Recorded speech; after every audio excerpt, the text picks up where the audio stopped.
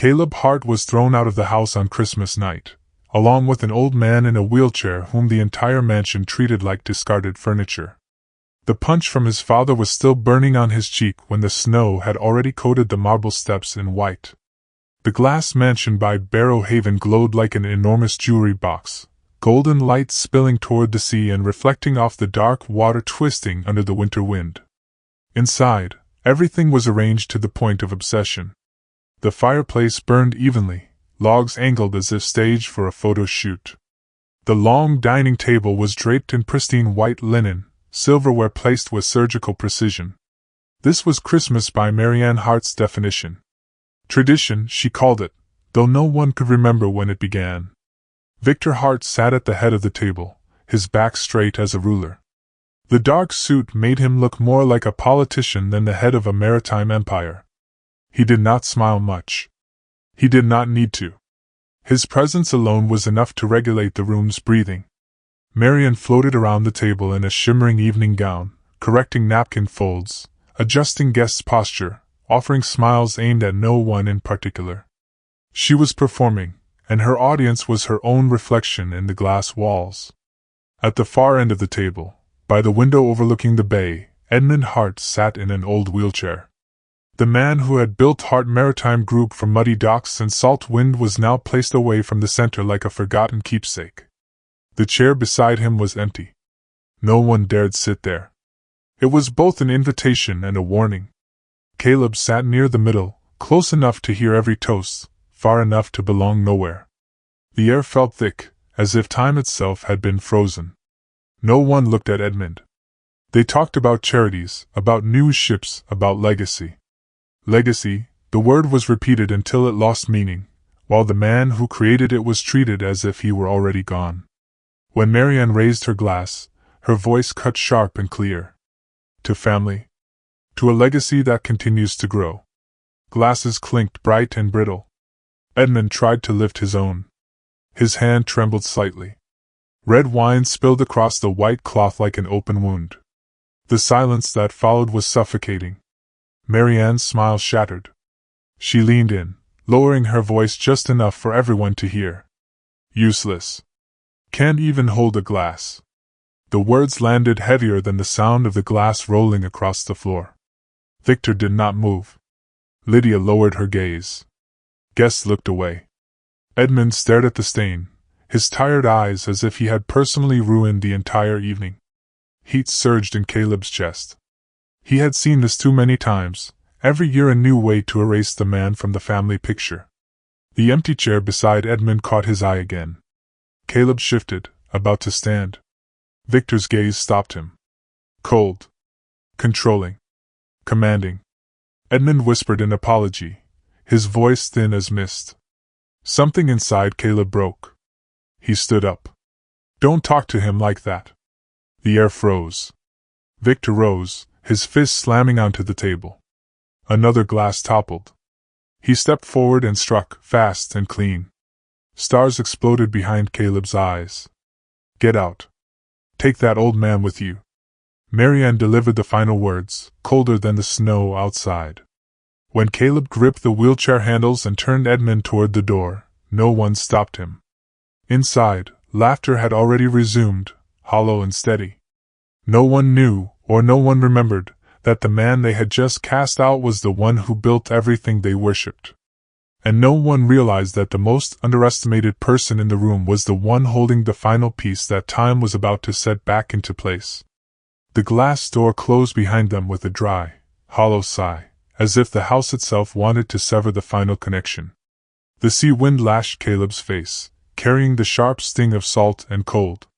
He pushed the wheelchair down the steps, each wheel grinding into freshly fallen snow, carving deep tracks that were quickly swallowed again. Edmund said nothing. He sat upright, hands resting neatly on his lap, eyes fixed on the darkness ahead as if watching a familiar harbor from memory. Caleb knew exactly what he was thinking, even without a word. That man had been pushed aside for so long that silence had become his armor. Behind them, through the fogged glass, figures moved in smooth rhythm. Silverware clinked again. Laughter rose on cue. The dinner went on, as if the two people who had just vanished had never existed. Caleb clenched his jaw. With every step farther from the mansion, another illusion collapsed. He had once believed that with enough patience, enough excellence, he could stand as an equal in that house. But tonight, Victor's punch had answered every excuse he had ever made. In this family, worth was not measured by truth, but by obedience. When they reached the iron gate, Edmund gently placed a hand on Caleb's arm, thin but steady. "Stop." Caleb turned. Under the pale streetlight, Edmund's face showed deep lines carved by sea wind and years, yet there was no humiliation in his eyes, only exhaustion mixed with something close to acceptance. "Don't carry it with you," Edmund said softly. "Some battles aren't worth fighting." Caleb let out a bitter breath. He could still taste metal at the corner of his mouth. "Not worth fighting," he repeated silently. Maybe for them. But for him, this was no longer a ruined dinner. It was a sentence. He opened the gate and pushed the wheelchair toward the road leading down to the bay. The wind grew stronger, snow cutting sideways like thin blades. In the distance, the lights of the port cranes blinked steadily and cold. Hart Maritime Group. The name hung on every sign, every legal document. Yet the man who built it was being led away like someone without a home. Caleb stopped when the mansion finally disappeared from view. He bent slightly, his voice low and tight. "They have no right." Edmund's lips curved into a faint smile. "Power is not always where the noise is," he said. "Sometimes it just waits, until someone patient enough picks it up." He reached into his worn coat and took out a small silver object. The pocket watch was scuffed, its surface worn smooth from decades in his pocket. Edmund placed it in Caleb's palm. The second hand still moved, steady and unhurried. "Time clears the fog," he said. "It never lies." Caleb closed his fingers around it. The metal was cold yet heavy, not from weight, but from meaning he did not yet understand. He looked up to ask something, but Edmund had already turned away, eyes fixed on the dark harbor ahead. A black car sat not far from them, engine off, windows dark. Caleb realized it had been there since they left the gate. Someone was watching. Someone did not want this story to end yet. He pushed the wheelchair on, his back straight, his steps firmer. Behind them, the glass mansion glowed like a lavish theater where the same old play was still running. But for the first time that night, Caleb did not look back. He did not know that the moment he was cast out had placed him at the center of a far larger game, and that the watch ticking in his hand was not merely measuring time, but counting down to a truth the Hart family had buried for far too long. The wind grew stronger as they turned off the main road, where the Christmas lights could no longer reach. The narrow road along the bay lay dark, filled only with the relentless crash of waves against stone and the sound of wheelchair wheels grinding over thin snow. Caleb slowed his pace, not from exhaustion, but because he needed time to breathe, to let the noise in his head subside. Edmund remained silent. His silence was not empty. It was dense and heavy, like a sealed ship's hold in the middle of a storm. Caleb stared into the space ahead of him, trying to read the thoughts moving behind Edmund's still gaze. This was a man stripped of his seat, his voice, even his right to respect inside the very home he had built. Yet he had not collapsed. He had only stepped back, like a wave pulling away to gather strength. Caleb tightened his grip on the pocket watch inside his coat sleeve. The steady ticking echoed, soft but precise. Each beat struck straight into his chest. He did not yet understand why Edmund had given it to him at that moment, but he understood something else. This was not a comfort. It was a charge. The black car continued to follow them, far enough to avoid attention, close enough not to lose them. Caleb caught the faint reflection of headlights on the snow. He did not turn around. He knew that if he did, they would win once more through fear.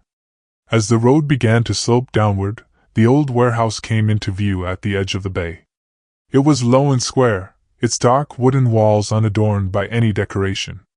Yet the weak yellow light spilling from a small window made it feel more alive than the glass mansion behind them. This was where Edmund had once slept on a cold wooden floor in the early years, when Hart Maritime Group was nothing more than a name scribbled on scrap paper. Caleb opened the door. The scent of salt air, old engine oil, and pine wood rushed out. He pushed the wheelchair inside, closed the door, and slid the bolt into place. The outside world was cut off. Only the howl of wind and the ticking of the watch remained, now louder in the confined space. Edmund let out a long breath. He looked around, his eyes resting on each scratch in the wall, each rusted iron hook. A faint smile crossed his lips, not of joy, but of familiarity. "At least here," he said slowly, "we don't have to pretend."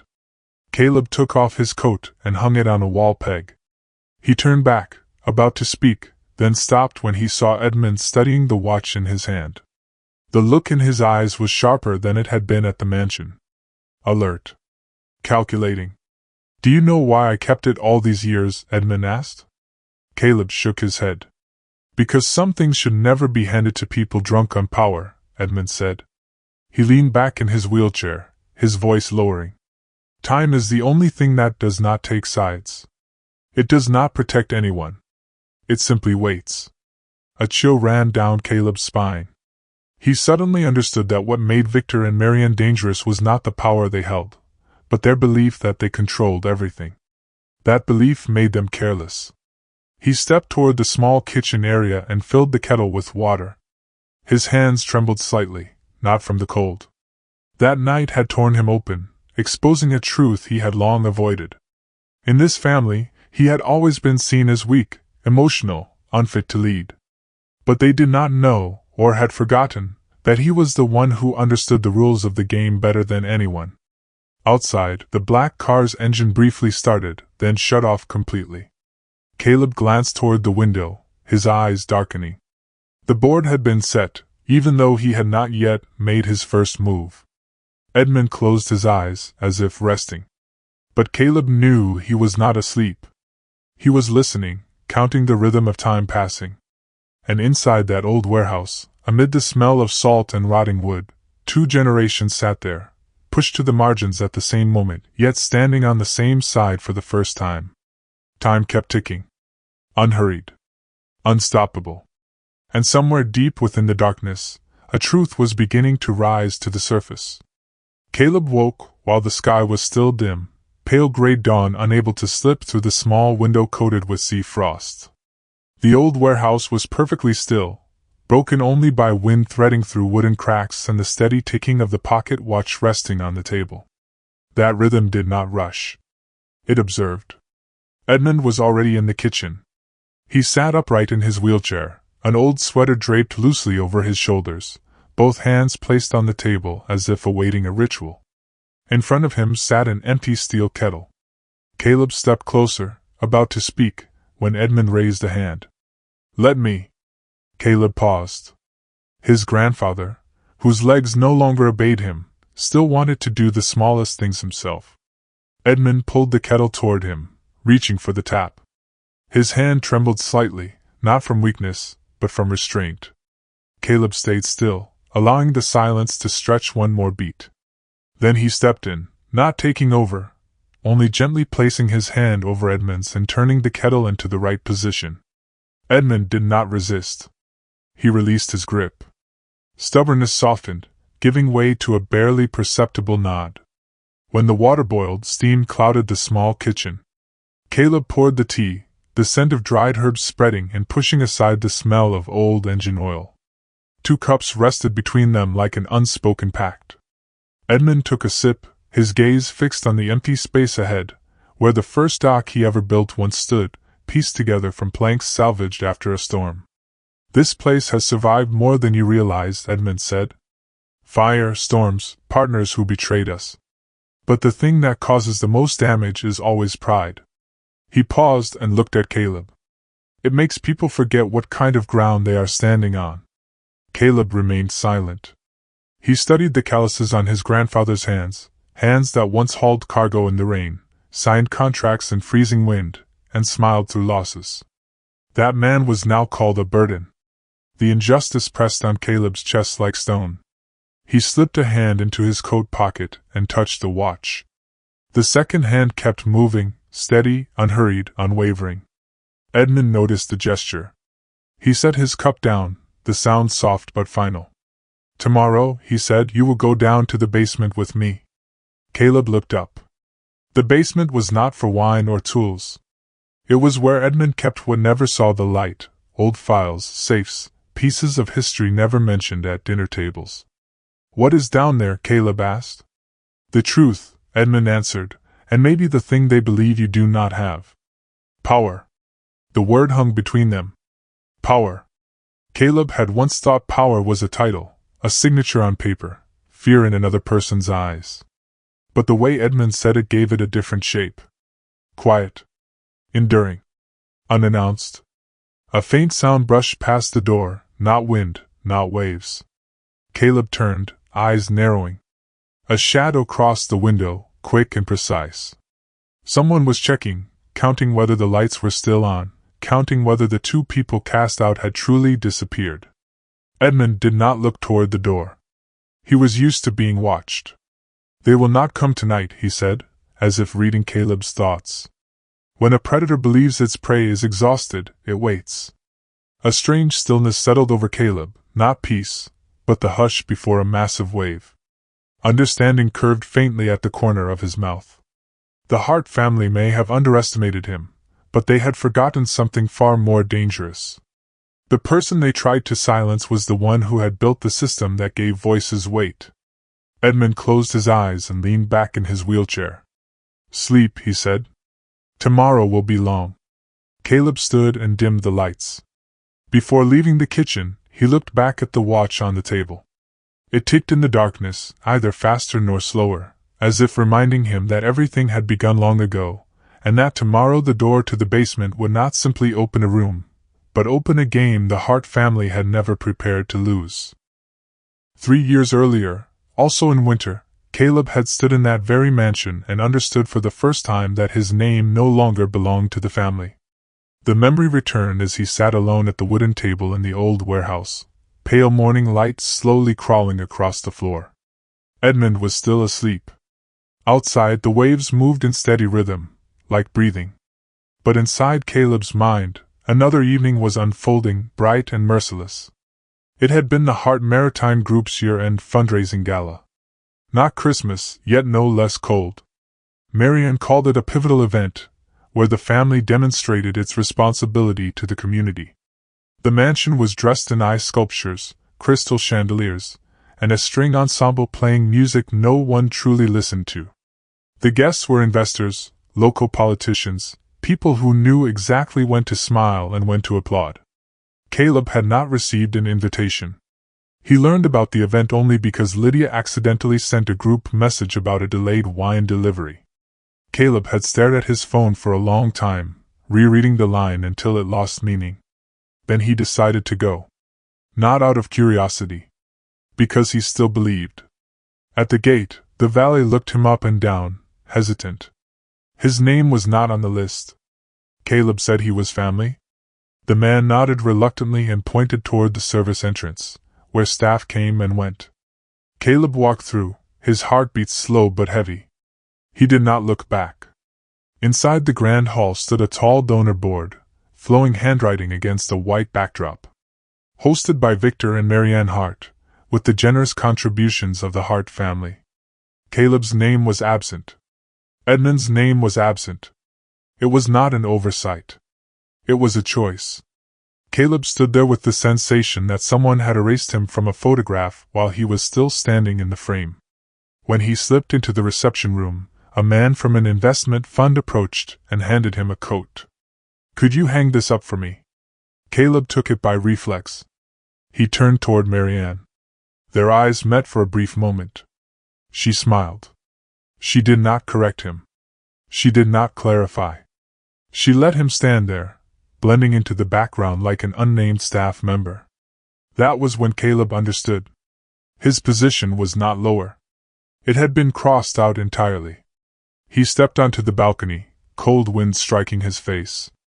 Below, Barrow Haven lay black, port cranes rising like enormous skeletons.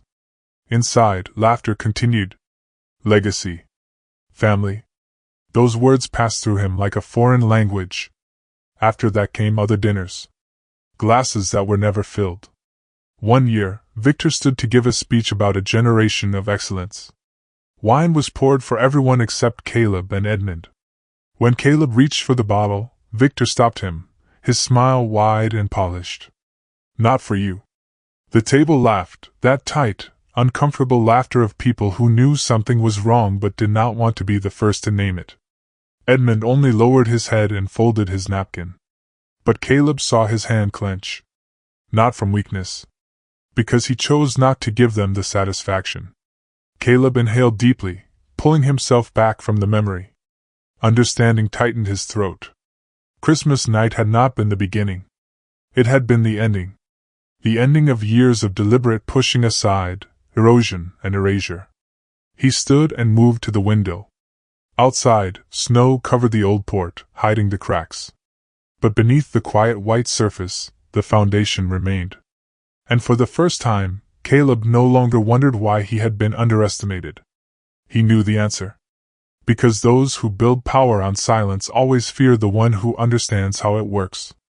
And in the Hart family, the most overlooked person was the one who had seen every connection long before they realized they were exposed. The basement door opened with a faint screech, as if the warehouse itself hesitated before revealing the deepest layer of its memory. Caleb guided the wheelchair down each worn wooden step, slow and steady. The air turned colder at once, thick with the smell of old paper, metal, and sea salt. The overhead light flicked on, illuminating tall filing cabinets pressed against the ceiling, scarred safes, and unlabeled wooden boxes. Edmund signaled for him to stop in front of a low safe hidden behind a rack of faded maritime charts. He pulled a small brass key from his coat pocket, his hand trembling slightly, not from fear, but from the weight of what was about to be said. The key turned. The lock snapped open, dry and decisive, like a verdict. Inside were not many documents. One moderately thick folder, its edges worn smooth. Edmund placed it on the wooden table and smoothed it flat, almost ceremonially. Caleb stood opposite him, his heart beat slow but heavy. He recognized the feeling. The moment before a ship leaves harbor in dense fog. Edmund opened the folder. The first page appeared, typewritten, black ink sharp and clear. Name of heir, Caleb Hart. Below it, full control of the group, its subsidiaries, and the family trust. The date was set years back. Edmund's signature sat at the bottom, firm and clean. Caleb forgot to breathe. He stared at the page as if it might vanish if he blinked. This is the original, Edmund said evenly. I wrote it when you still believed this family could fix itself. He turned to the next page. Same structure. Same heading. But under heir, Caleb's name was crossed out. Replaced by Victor and Marianne Hart. The line was steady, deliberate, calculated. A chill ran down Caleb's spine. They had not only pushed him away from the table. They had pushed him out of history. Edmund exhaled slowly, like wind gathering before a storm. They came to me talking about taxes, optimization, simplifying paperwork as I aged. I did not read carefully. I trusted them. Not because I was weak, but because I believed some bonds did not need to be tested. He looked directly at Caleb. They did not forge my signature. They did something worse. They bent my trust. The words landed heavier than any accusation. Caleb clenched his fist. He understood the difference.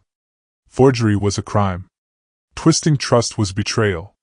And betrayal, once committed, left a fracture that ran for life. Edmund closed the folder. Paper creates ghosts, he said slowly. But ghosts can speak if you knock on the right door. Caleb looked around the basement, the charts, the old contracts, the seals that had once decided the fate of thousands. The Hart family had built its power on paper, believing paper would shield them forever. And then the twist became clear. The one person in the family who understood how those papers truly worked was the very person they dismissed as emotional and weak. The one they crossed out was the one who knew how to rewrite them. Caleb drew a deep breath. Anger did not erupt. It condensed, sharpened, turned cold. He finally understood why Edmund had given him the watch. Time did not take sides. But truth did. Above them, Wind screamed across the warehouse roof. Down here, surrounded by files and silence, 2 generations stood facing each other, no longer victims. The board had been overturned. And from this moment on, the Hart family was no longer the only side that knew the rules of the game. The envelope lay still on the wooden table as if it had been waiting there for a very long time, patiently holding out for this exact morning.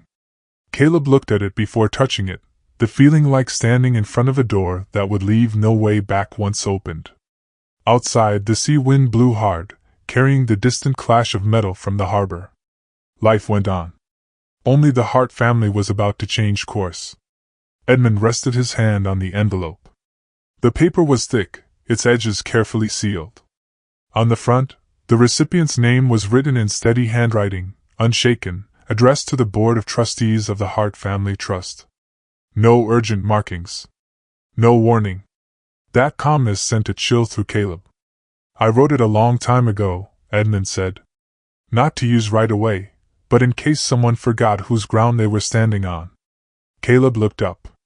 There was no anger in his grandfather's eyes, only the clarity of someone who had witnessed enough cycles of rise and fall to no longer be ruled by fleeting emotion. Caleb understood then. Edmund had not been waiting for revenge. He had been waiting for the moment they crossed the final line. Christmas night had merely confirmed it. "You will take it to the city," Edmund continued. "Deliver it yourself. No intermediaries. No authorization." Caleb nodded. He understood why it had to be him. Not because he was named heir in the original will, but because he was the only one in the family who had worked inside the system, who had sat through compliance meetings, who had seen how boards reacted when something threatened the appearance of order. Edmund rolled to the window and looked out at the old harbor, where fog still lingered on the water's surface. "They think power is the loudest voice in the room," he said. "But real power is what makes the whole room fall silent." Caleb picked up the envelope. It was not heavy, yet his wrist felt weighed down. He slipped it into his coat pocket beside the pocket watch. The second hand kept moving steadily. Time did not take sides. But it always stood with truth that was patient enough. As Caleb prepared to leave, Edmund called him back. "Wait." He handed Caleb a small slip of paper with a name and a phone number. "A board member," Edmund said. "The only one who still remembers I once saved his company from bankruptcy. No need to call. Just let them know you were here." Caleb nodded again, a faint curve touching the corner of his mouth. The Hart family was used to manipulating in the dark, but they had forgotten that the man who built the network understood its blind spots better than anyone. Caleb's car rolled away from the warehouse as the sun crested the horizon. Pale light spread across the sea, making it look calmer than it truly was. He did not turn on the radio. He did not need to. The engine's hum and the ticking in his pocket were enough. On the highway leading into the port city, Caleb noticed a black car merging behind him. It kept its distance. Unhurried. He did not need the mirror to know who it was. They were paying attention now. That meant the envelope in his pocket had already gained weight, even before anyone opened it. Caleb held a steady speed, his hands firm on the wheel. He was not afraid. For the first time in years, he felt he was moving in the right direction, not one dictated by family, but by truth. Somewhere behind him, the Hart family still believed they controlled the board. They did not know that the first move had been made long ago, and that this morning, it had finally been placed on the table. The Harrington and Vale law firm rose out of the financial district like a cold block of stone, its glass facade reflecting the lead gray morning sky. Caleb pulled in, shut off the engine, and sat still for a brief moment, his hand resting on his coat pocket where the envelope and the pocket watch lay side by side. One held truth. The other measured time. Neither made noise, yet both were capable of shaking an entire system. He stepped into the lobby. The scent of leather, polished wood, and expensive coffee filled the air. The receptionist looked up with a professional smile, then froze when she saw the name on the envelope Caleb placed on the counter. Her eyes flicked toward Edmund, seated upright in his wheelchair, his expression calm as if this were an ordinary visit. I need this delivered to the Board of Trustees of the Family Trust, Caleb said. Effective immediately. His voice was neither raised nor soft, but it was enough to erase the receptionist's smile. She picked up the phone and spoke in a hushed tone. Less than a minute later, a heavy-set man in a gray suit emerged from the inner hallway. His nameplate read Malcolm Reed, senior partner, a man who had signed countless documents for the Hart family. Reed stopped short when he saw Edmund. His eyes widened, then quickly shut. He swallowed. Mr. Hart, he said awkwardly. We were told your condition. Edmund cut him off, his voice light but sharp. You were told wrong. Caleb noticed sweat forming behind Reed's ear. The man accepted the envelope with both hands, as if holding something explosive. He did not open it. He did not need to. The sender's name alone had already triggered every emergency protocol in his mind. We will handle this immediately, Reed said quickly. In full compliance. Edmund nodded once. The nod ended the meeting. Caleb turned away. He did not need promises. In places like this, quiet panic was worth more than any assurance. They left the building in silence. Down the block, an old cafe was tucked between two luxury fashion stores. Edmund signaled to stop. They went inside. No one in the cafe recognized the two people who had just placed a paper landmine at the heart of a long-standing legal system. The server, an older woman with sharp eyes, recognized Edmund at once and brought coffee without asking. Steam rose from the cups, softening the cold outside. Caleb broke the silence. Do you ever regret not fighting back sooner? Edmund stirred his coffee, the spoon tapping the cup once. Regret is a rich man's hobby, he said. I chose patience. Patience buys power. Caleb leaned back and looked through the window. Across the street, a black car sat at the curb. Engine off. Dark windows. It did not belong there. It was waiting. Caleb's phone vibrated. Lydia. He hesitated for a beat, then answered. What did you do? Her voice shook. Dad is screaming. He says you filed something. The lawyers keep calling. They say the will is under review. Caleb glanced at Edmund. He did not ask. He only waited. He is not losing control, Caleb said slowly.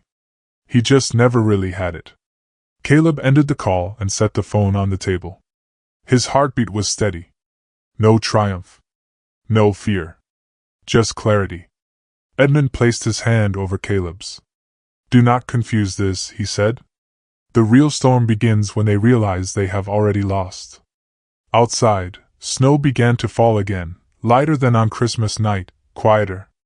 Caleb watched the flakes dissolve against the glass. In his pocket, the watch ticked steadily. Time had been set in motion.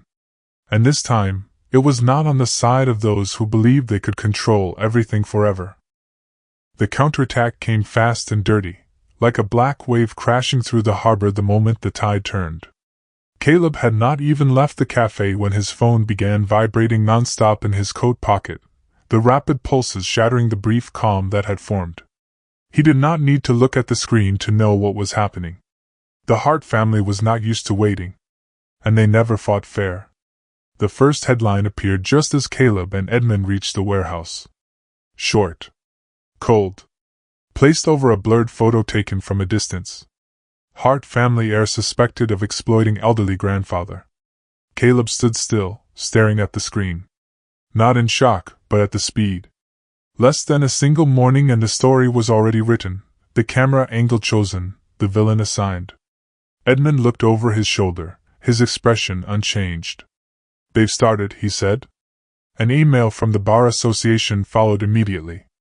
Notice of temporary review of Caleb's legal license pending investigation. The language was polite, sterile, as if this were nothing more than a routine administrative step. But Caleb understood. This was a strike at identity itself. No verdict required. Suspicion alone was enough. Outside, tires screeched to a stop. Caleb glanced through the crack in the door. Two reporters stood by the fence, cameras aimed straight at the warehouse. Another voice spoke urgently into a phone. The Hart family had given the green light. The media did the rest. His phone vibrated again. Lydia. This time, Caleb answered. They're saying you forced him to sign papers. Her voice faltered. Dad says you took advantage of his condition. Mom is calling donors. They're saying you're unstable. That you're dangerous. Caleb closed his eyes for a second. He pictured Victor in front of a camera, voice low, expression carefully worried. A devoted son, heartbroken by an unbearable truth. A betrayed father. The script was painfully familiar. Do you believe them? Caleb asked. Silence on the other end. Not long, but long enough. Caleb ended the call.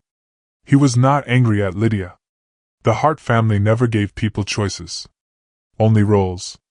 Edmund rolled his chair into the center of the room, scanning the space as if checking a ship's integrity before a storm. They'll try to take your voice first, he said. When you're no longer allowed to speak, your truth stops mattering. Caleb let out a short, humorless laugh. They think I'll react? They want me angry, loud, defending myself. Edmund nodded. Because the one who speaks the most usually loses first. By afternoon, the first summons arrived. A request for Caleb to cooperate in an investigation into elder abuse and asset manipulation. Thin paper, yet heavy enough to suffocate the air in the room. Caleb read it, then folded it carefully. They're faster than you expected, Edmund said. Caleb looked out the window. Snow fell thicker now, covering the path.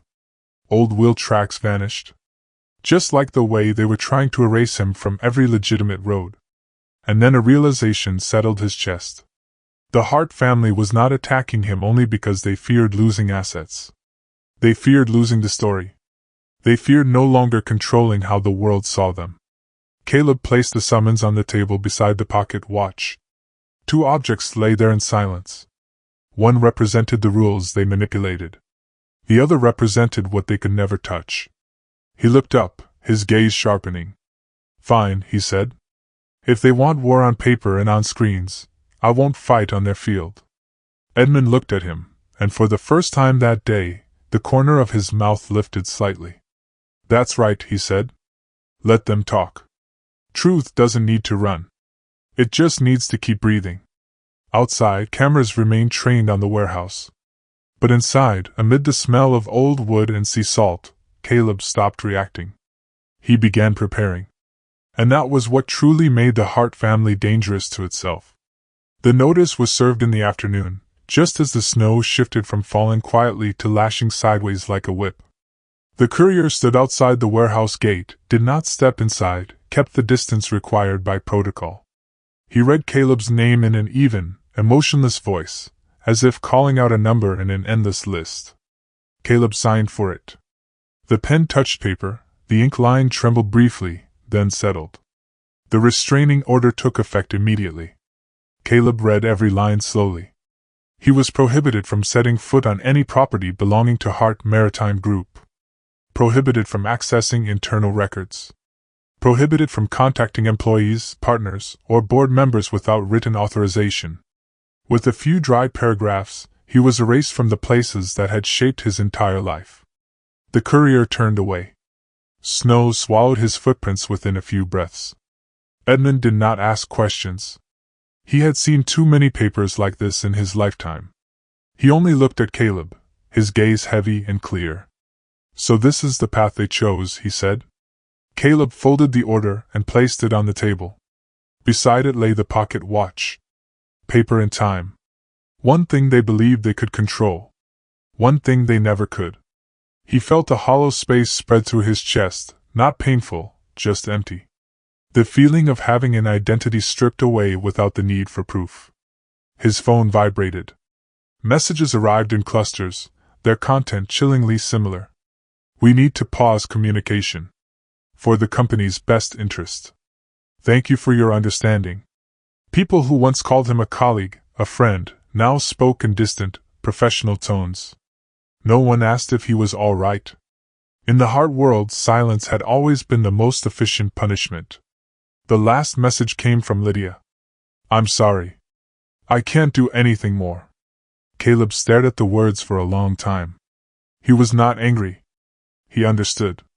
When a family builds power on fear, personal safety always comes before truth. Caleb stood and stepped outside onto the porch. Cold wind cut across his face. The reporters were still there, farther back now, but close enough to wait for a reaction. A statement. A nod. A flash of anger. They wanted an image. They wanted confirmation that the story they were telling was true. Caleb gave them nothing. He turned back inside and closed the door. The outside noise was cut off. In the tight space of the warehouse, everything settled until he could hear his own breathing. The ticking of the pocket watch sounded clear, steady, unforgiving. "They've taken everything," Caleb said quietly. "My name. My work. The right to walk into places I once thought were home." Edmund set his teacup down. He studied Caleb for a long moment, as if weighing something unseen. Then he spoke, not loudly, not to comfort. "Not yet." Caleb looked up. "You still have the truth," Edmund continued. "And you still have me. They can build fences, sign orders, lock doors. But they cannot lock time. And they cannot erase what has already been recorded." Something shifted inside Caleb. Not hope, but a cold acceptance that the road ahead would offer no validation, no apologies, no shortcuts. Only forward movement, or disappearance. He looked again at the restraining order, then at the pocket watch. For the first time, he felt no urge to argue. No urge to prove himself. The Hart family had backed him into a corner. And there, at last, he could clearly see the shape of his next move. Outside, the wind howled and snow buried the old harbor. But inside the warehouse, within walls that had endured countless storms, Caleb stood straight. Being erased from the map did not mean being erased from the game. Sometimes, it was the only way to begin again, from a position where your opponent could no longer see what you were preparing. The USB drive lay in the center of the wooden table like a bullet not yet chambered. Small. Black. Unlabeled. Caleb had barely noticed when Edmund took it from the pocket of his old coat, the movement slow and steady, as if it were just another familiar tool. But the moment Edmund set it down, the air inside the warehouse seemed to sag under its weight. "Not everything lives on paper," Edmund said. "Some things paper cannot hold." Caleb looked at the USB. He did not reach for it right away. He understood the value of this moment. If the restraining order had been an act of erasure, then what lay in front of him was the power to rewrite the story. Not with words. With proof. Edmund rolled his chair closer. He met Caleb's gaze without flinching. Original emails. Audio recordings. Video. Things they believed were buried deep enough. "I kept them not for revenge, but for the day they forgot where the line was." Caleb plugged the USB into the old laptop on the table. The screen flickered to life, slow and reluctant. A single folder appeared. A simple name, no markings, no dramatic encryption. But when he opened it, the world shifted. Emails appeared first. A thread between Victor and an internal legal partner. The language was cold, calculated. The words no longer hid behind polite phrasing. They spoke of fast-tracking changes to the will, of Edmund's declining reliability, of eliminating the emotional risk named Caleb. Caleb scrolled. An audio file. He pressed play. Victor's voice filled the room, low and clear, unaware he was being recorded. He laughed, short and smug. "The old man will sign anything as long as we say it's for financial safety." Then Marianne's voice, light but sharp. "The boy is too emotional. No one believes him when he loses his temper." Caleb stopped the audio. Not because it hurt, but because it was unmistakable. This was no longer suspicion. It was a map of a conspiracy. Edmund did not look at the screen. He had heard it all long ago. He looked only at Caleb. "You see now," he said. "They built their empire on other people's silence." Caleb leaned back in his chair. His heartbeat slowed. The chaos was gone. The urge to shout had vanished. All that remained was the sharp focus of someone who understood that emotion, now, was a luxury. The Hart family had bet that he would react exactly as they expected. Anger. Noise. A mistake. Caleb sat up straight. We are not giving this to the press. Edmund raised an eyebrow slightly. He did not question. He waited. If I give this to the media, Caleb continued, they will turn it into another storm. Loud. Endless. They survive chaos. But there are places that cannot withstand this kind of light. He opened a new list. The Family Trust Board. The Compliance Department at Harrington and Vale. The Internal Whistleblower Channel at Hart Maritime Group. Addresses not made public. Places obligated to stay quiet before they act. Edmund nodded slowly. No excitement. No surprise. You learn faster than I thought, he said. Night fell outside. Wind scraped against the wooden walls. Caleb worked without pause. Encrypting files. Creating backups. Cross-checking timestamps. Labeling each piece of evidence with the one thing the Hart family feared most. Verifiability. Near dawn, the data packages were sent. No announcement. No signature. Just unfiltered truth placed exactly where it belonged. Caleb closed the laptop. He sat still, feeling exhaustion settle into his muscles. Edmund remained there, silent as an anchor. In Caleb's pocket, the watch ticked steadily, as if confirming that everything had been set in motion. We did not win today, Edmund said. But from now on, they will not stand. Caleb looked toward the darkness beginning to thin outside. He felt no triumph. No relief. Only clarity. The Hart family had stepped into a war where the first shot was not fired by them. And this time, silence was no longer the weapon of the powerful. It had changed hands. The wind shifted the next morning, quietly, without warning. Caleb sensed it not through the news, but through the unnatural slowing of the world around him. His phone stayed silent. The gate outside the warehouse was empty. The familiar cars that once lingered by the fence were gone, as if they had never been there. Edmund sat by the window, a cup of tea releasing thin steam into the cold air. He did not ask whether Caleb had slept. He did not need to. A man who has lived through storms knows that the stillness after a long night means something is collapsing somewhere else. The first notice came from Harrington and Vale. A brief email, its wording so careful it felt emotionless. Due to newly surfaced materials of verified credibility, all legal actions involving Caleb Hart are temporarily suspended pending independent review. No apology. No admission of error. But it was enough to freeze the hunt. Caleb read it and set the phone down. He did not smile. He did not feel relief. The shift carried no sense of victory. It felt like a wall that had simply stopped adding bricks. By midday, a link began circulating through professional legal ethics forums. No sensational headline. No commentary. Just a sequence of evidence laid out with meticulous precision. Original emails beside altered versions. Audio recordings aligned with meeting schedules. Timelines matching so cleanly they required no explanation. The post did not name Caleb. It did not need to. It allowed truth to identify itself. His phone vibrated. Lydia. Caleb hesitated for a beat, then answered. They've been silent all morning, she said. Dad is not returning calls. Mom deleted all her social media accounts. The foundation took its website offline. The lawyers will not schedule meetings. Caleb glanced at Edmund. He was still sipping his tea, gaze distant. Caleb spoke slowly, clearly. They are not collapsing today. They collapsed the moment they believed no one was watching. The call ended. No apology. No promise.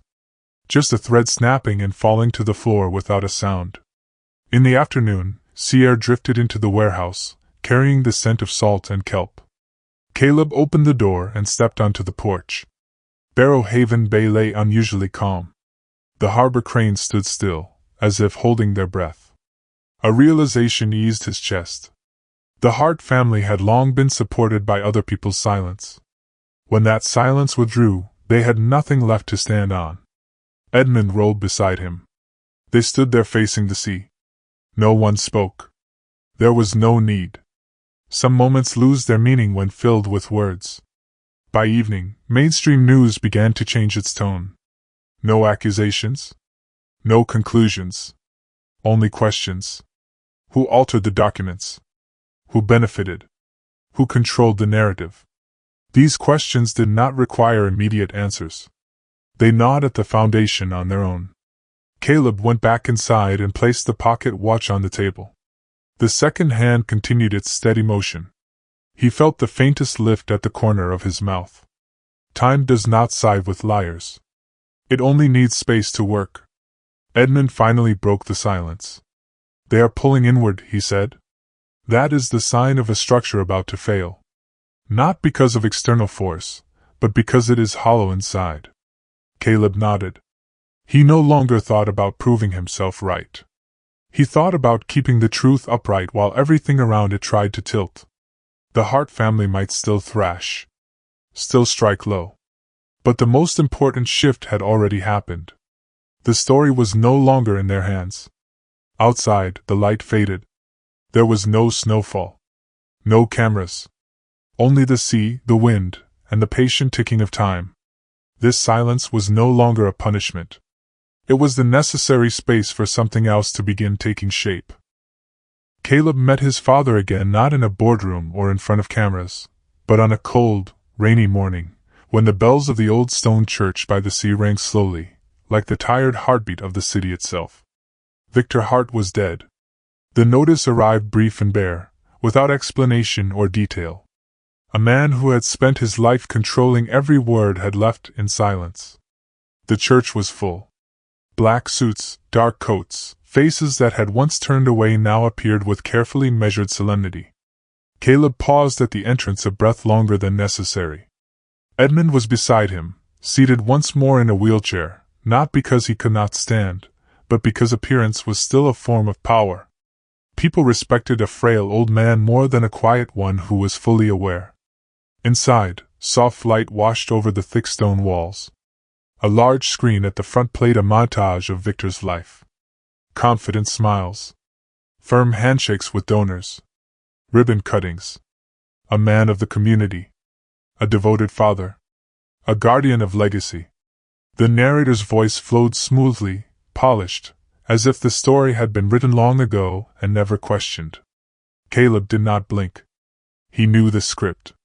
He had lived inside it for years. The eulogy dragged on, precise to the point of emptiness. No one cried. They dabbed their eyes like actors finishing a daytime performance.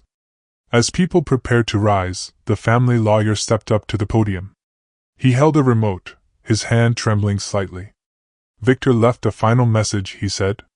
At his request. The screen shifted. Victor appeared thinner, his skin pale, but his gaze still controlled. If you are watching this, he said, then I have lost everything. I did what I had to do to protect my name and my family. I do not ask for forgiveness. I only ask that my side be remembered. Caleb felt the room subtly shift. A few heads nodded. A few people sighed. Then the image stuttered. The sound warped for a brief instant. The screen did not go dark. It continued. Victor loosened his shoulders, tugged at his tie. A glass sat just out of frame. He laughed, a sound familiar and cruel. The old man will sign anything. Just say it is for financial safety. And Caleb, he is too soft. Always thinking with his heart. If you want to stay on top, you cut below the belt. Another voice followed, Marianne's, faint but clear. Do you think they will ever find out? Victor shrugged. It does not matter. By the time they do, I will not be around to care. Then another voice entered, calm and unmistakable. You forgot to turn off the camera, Victor. The room froze. A sharp inhale came from the front pew. A handbag slipped to the floor.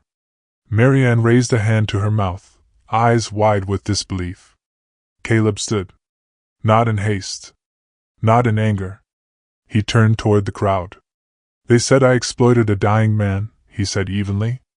They said I forged documents, threatened my family. But truth does not need to shout. It only needs to wait. He looked up at the screen, where Victor's image was frozen in a half-smile.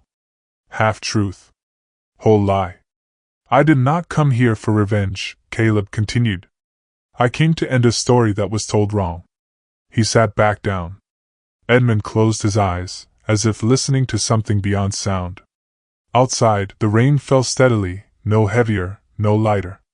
As murmurs spread, as phones were raised, as the story shattered into fragments, Caleb remained still. He knew that from this moment on, nothing could be reassembled the way it had been. Not for Victor. Not for the Hart family. And not for him. Caleb left the church just as the evening bells fell silent. The rain had stopped, leaving only heavy drops clinging to the stone steps like memories that had not yet dried. He did not look back. He knew that behind him were faces already making urgent calls, stories beginning to shift direction, explanations arriving too late. There was no need. Some truths only need to appear once. Back at the warehouse by the bay, the fire in the hearth burned steadily.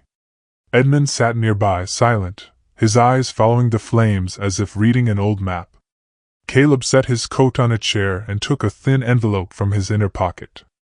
Victor's handwriting on the paper was still sharp, still trying to control things to the very end. He opened the letter. There was no apology. Only a late admission. Victor wrote that he had confused kindness with weakness, control with love. That the punch on Christmas night was not meant to punish Caleb, but to punish the part of himself that never learned how to let go.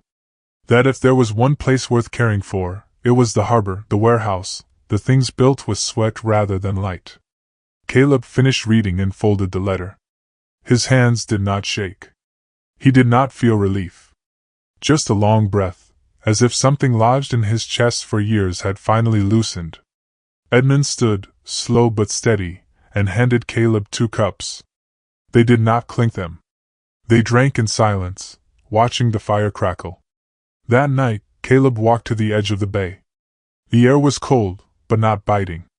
He dug a small hole at the base of an old wooden post, the one where Edmund had once taught him how to read the tides. He placed the letter inside and covered it gently with soil. Not to forget it, but to put it where it belonged, so something better could grow. The pocket watch in his coat ticked softly, clearer than usual. Caleb took it out and held it in his palm. Time does not forgive, but it allows rebirth. The weeks that followed passed quietly. The law firm issued corrective statements. The trust was restored to its original structure. Names that once avoided his gaze began to reappear with cautious greetings. Caleb did not rush. He reopened the small harbor, called back the old workers, repaired what had been neglected. A different rhythm took shape, one that did not need a stage. On the first opening day of the new season, Caleb spoke only a few brief words. No legacy. No victory. Just beginning again. He named the community program Second Tide. There was no loud applause, but the warmth in their eyes was enough. As sunset fell over Barrow Haven Bay, Caleb stood alone at the edge of the wooden pier. The wind was gentle. The water shimmered. He thought about silence. Silence had once been a punishment, then a weapon, and finally a reward. Not for the powerful, but for those who knew how to wait. He turned back toward the warehouse glowing with light. Edmund was there, calm, like an anchor. Caleb smiled. The battle had ended in a way no one in the Hart family had expected. No cheers. No celebration. Just truth standing upright long enough for everything else to fall away. If this story reminded you of a moment when you were underestimated or erased, leave a comment to share it. If you believe silence can sometimes be strength, give this story a like. And if you want to follow more journeys of rebirth, subscribe so we can meet again. Time is still ticking, and some stories are only just beginning.